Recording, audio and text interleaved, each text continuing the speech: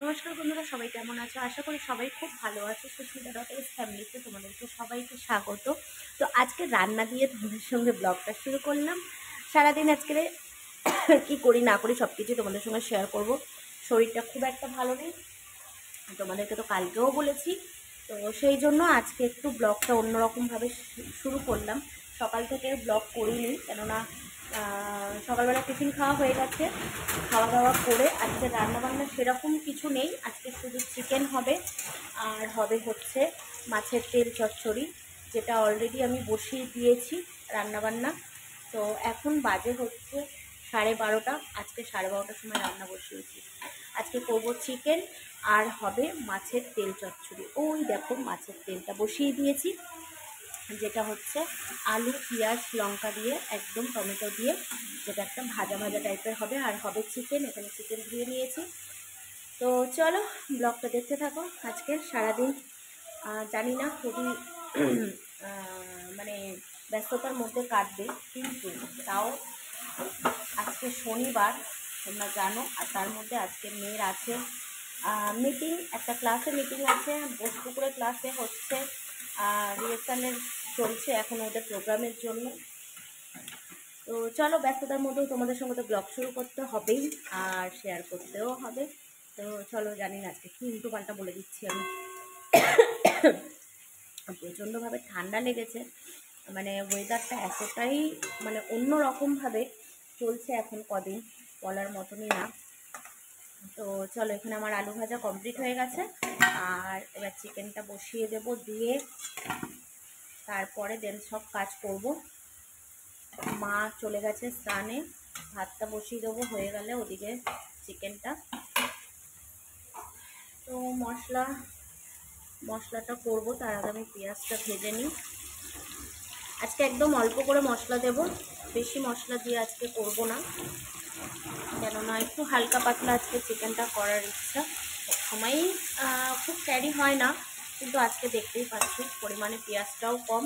অল্প একটু পেঁয়াজ বাটার জন্য নিয়েছি, তো সেটাই করব। এখানে আমার মাছের তেল চচ্চড়িটাও প্রায় হয়ে এসছে, ভাজা ভাজা আর একটু বাকি আছে। দেখো, একটু জুম করে দেখাই। এখানে মাছের তেলটা হচ্ছে দিদিরা ওপর থেকে, মানে মারা দিয়েছে, দিদি দিয়ে গেল মাছের তেলটা ভালো। মানে আমাদের মাদের যে ওপরে অনুষ্ঠান হয়েছিল, সেই অনুষ্ঠানে মাছ কেটেছিল, সেই মাছের তেলটা একদমই ফ্রেশ। আর আমার তো খুবই ভালো লাগে, দেখতেই পাচ্ছ একদম সুন্দর একটা বড় চর্বি। এই চর্বিতেই মাছের তেলের আজকে পুরো রান্নাটা কমপ্লিট করব, জল দেব না। তো চলো রান্নাবান্না কমপ্লিট করে নিই। এখানে এটা বসিয়ে দিয়েছি।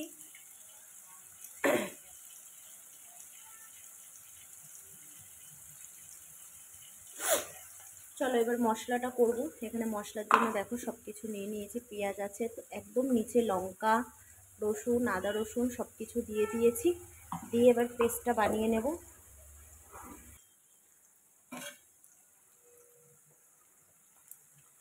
এবার এক এক করে মশলা দেব, নুন হলুদ।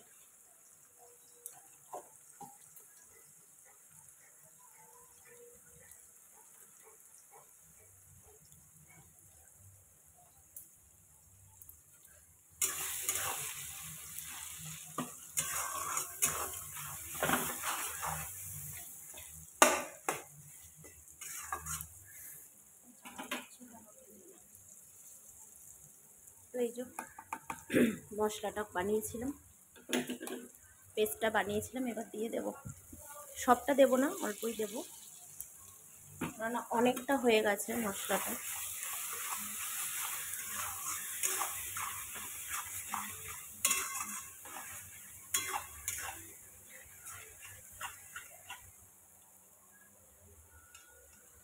যেহেতু কাঁচা লঙ্কা দেওয়া হয়েছিল, সেই জন্য না একটু কালারটা অন্যরকম আসছে।